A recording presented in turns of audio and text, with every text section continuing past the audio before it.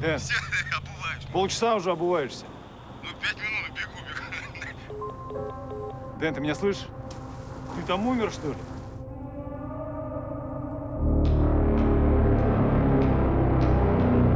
Это кто? Это Макс.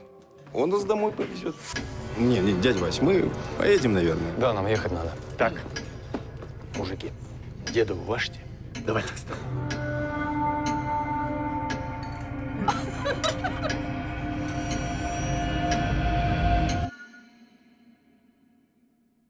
Дэн! Бабушка!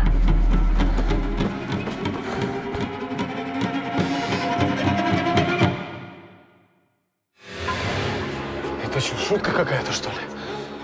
Я тебя спрашиваю, выход где? Я не знаю. А кто знает, это ж твоя квартира. Что? Что, делай что-нибудь? Я не знаю, что делать!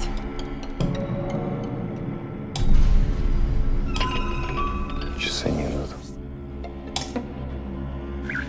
Связи нет. Все как во сне.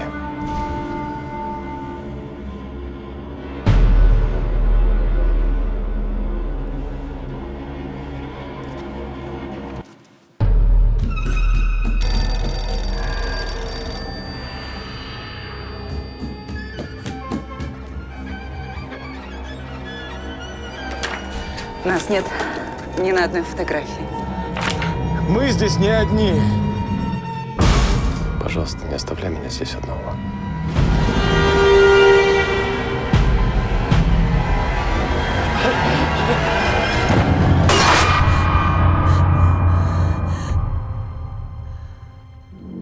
Кем ты понимаешь, что ты со мной тут целую вечность проведешь?